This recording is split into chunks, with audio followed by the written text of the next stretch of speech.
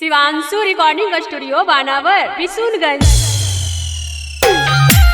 Mix by Manoj Mastana, DJ Kundan Raj, DJ Kundan Raj. पढ़े नहीं जइबो कॉलेज मैया गे, पढ़े नहीं जइबो कॉलेज मैया गे, खोजा हो जवानी अब सेज मैया गे, खोजा हो जवानी अब सेज मैया गे। होई गेलो शादी वाला एज मैया गे, होई गेलो शादी वाला एज मैया गे, खोजा हो जवानी अब सेज मैया गे, खोजा हो जवानी अब सेज मैया गे। DJ Kundan Raj, DJ Kundan Raj. चीरी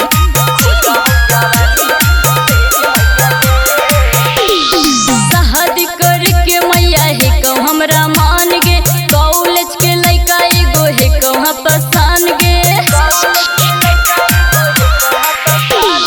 शादी करके मैया हे कहूँ हमरा मान गे, कॉलेज के लइका एगो हे कहूँ पसान गे। तो सुन ना गे, ना तो हम ते जबो परान मैया गे, ना तो हम दे देबो जान मैया गे, होई गेलो शादी वाला एज मैया गे, खोजा हो जवानी अब सेज मैया गे।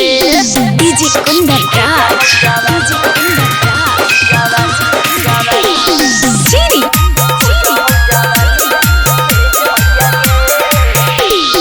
हमारा जोड़ी के सब गेले ससुरार गे, अभी लेते हमारा के रखली कुमार गे।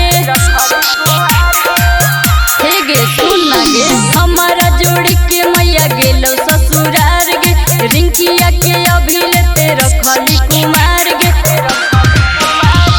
ना तो हम ते जबो परान मैया गे, ना तो हम दे देबो जान मैया गे, होई गेलो शादी वाला एज मैया गे, खोजा हो जवानी अब सेज मैया गे। शिवांशु रिकॉर्डिंग स्टूडियो बानावर बिशुनगंज।